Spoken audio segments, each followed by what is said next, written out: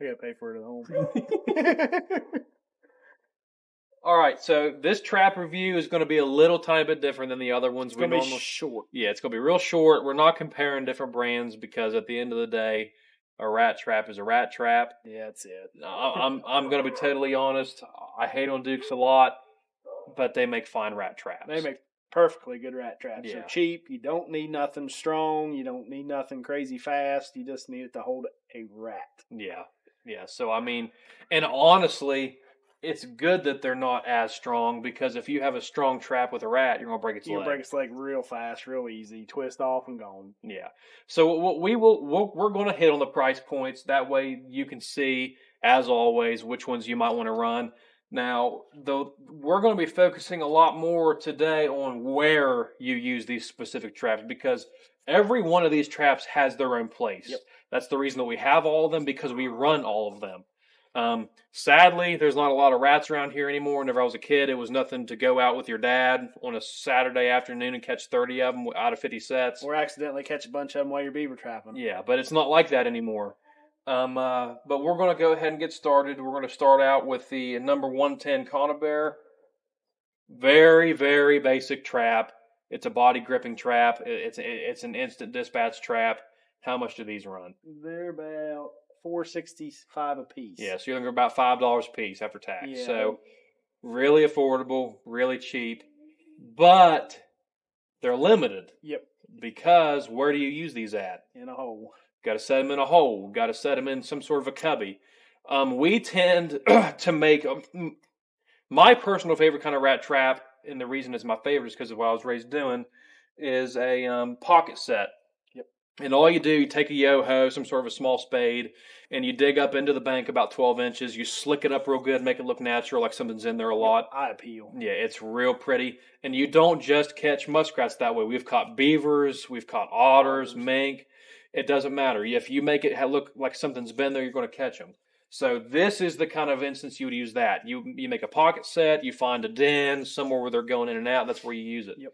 But it's limited also by the fact that if you get a beaver or an otter in there, that's not going to do nothing. Unless you are the luckiest person in the world, that is not, you're just going to make them mad. Unless you catch them absolute perfect where it's catching their jugular. Yeah, Beaver's got a big head. Yeah. It'd have to be a small beaver. And the other thing you got to think about, whenever you set a conibear, you're not staking those real good, you know. No. So stick a stick down in it, and that's all. I mean, that's all you're expecting to catch is this or that. Yeah. So I mean, if you catch a beaver or an otter in that, even if it kills it, it's probably not going to be there in the morning. No. Like especially if you're sitting in a deep pond or a deep river, it's going to waller, and it'll be floating somewhere. Yeah, it's going to be somewhere either in the bottom of the lake or downriver. So it's a great trap. It has its place, but it's not even remotely close to my favorite. We're going to move on to the next cheapest trap, which is the Duke number 1 coil spring. How much do those cost?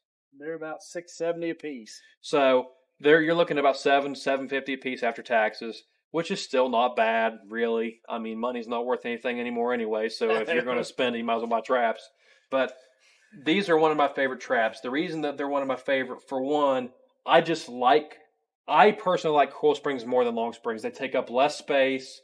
They're faster. I don't think that they're heavier, which is a drawback whenever you're rat trapping. But whenever we go out trapping, we want to take a lot of traps. And the less space that a trap takes up, the more we can take. I'm not hating on long springs at all. We use them all the time. But one thing that I like about the number 1 coil springs is we have caught and held beavers in these traps. Not often. Don't even for a second think I'm recommending to use a number 1 coil spring for a beaver trap, because that would not be smart. But if you have these things staked good and you get a front foot catch, they can hold beavers. They can. If you get him by the back foot, he's gone. But if you get him by the front foot somehow, you stand a chance of holding him. So they're just, out of all these traps, they are the strongest. We'll go ahead and we'll move on to the Duke number 1 long springs. How much do those run? About $7.90 a piece. Yeah, so just a little bit more than the coil springs. Like I was just hitting on, they're heavier. And why does that matter? You want to drown them.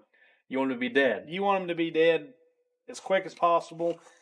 For the simple fact is, if he's still alive when you get there, his leg's going to be all messed up. And I mean, it's just suffering. Yeah. So, if you can, it's just like any kind of water trap. If you can drown it, immediately after it's caught, that's the best thing ever. Absolutely. Absolutely 100%. So it's heavier, it drowns them faster. Yes. There are other ways that you can help the animal to drown. I don't do it a lot, but a lot of old timers, they would take an old tobacco stick and then they would shove it down in the ground so it would go out there and get wrapped around it. That works great. Or, I mean, if you just got a stick, plain old stick, anything, shove it out there, come out from your set down out into the water, shove your stick down in, that way they get tangled up in it, and there they are. There they are. Exactly. Now, this is something that a lot of people don't run, but I will tell you, they're pretty daggone nice. They work. And it doesn't matter. By the way, you don't have to go with Duke. I'm going to make that clear now. Most of them are pretty similarly priced. That's just what we have because they're the cheapest. Bridger makes them. Yeah. But what we're talking about is the number one long spring stop loss trap. But at the end of the day, they're all fairly similarly priced. How much does the stop loss run? About $10.50 a piece. Yeah, so you're paying an extra $4 or $5 for that trap, and that's up to your interpretation whether it's worth that or not. We've got a bunch of guineas now, so you're probably going to be able to hear them. They're investigating the camera. They're good guard dogs, but there's not a lot to it. Like I was saying, with the conibears, you really only want to use those in den sets or in runs. Somewhere where they're going to dive right through it. Whenever you've got the long springs or the coil springs, you can kind of put them anywhere. Go dogs. One thing that a lot of people do use that we don't have here today, we also use them. I just didn't bring them as float sets. Yeah. I have not particularly had a lot of luck with float Never sets. had luck with them. I know that people do, so I am not even going to sit here and tell you that they don't work. They make all kinds of different clips and stuff you can stick on a rod. You can shove it down in. We don't have all that stuff yet. No. Well, I mean, there's not really. Whenever you live somewhere like where we do, yes, we have a lot of beavers. We have a lot of otters. But for the past 10 years, we have not had a lot of rats. So it's really not worth our time to invest into trying to catch something that's not there. But, I mean, if you wanted to know a little bit about what we have, this is what we're doing. Yeah, this is what we got. But there's some people out there that have all the clips, all the extra stuff. We don't. I mean, we mainly do pocket sets and stuff like that. So isn't it Hag's brand that makes all that stuff? Yeah.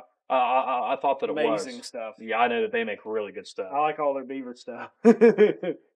But at the end of the day, I know this was a short episode for us, but we felt like this was just something good to put out there for anyone who's new. Yep. So that you have an idea of what to run, why to run it in those specific instances. If you have any trapping questions at all, or outdoor related questions, leave them in the comments. We always love to see them. We love to respond to them. Thanks for watching the video. Make sure that you subscribe if you haven't yet. We're trying to reach that 1,000 mark by the end of the year. We're inching there slowly. And always remember, at the end of the day, have a great day. Bye.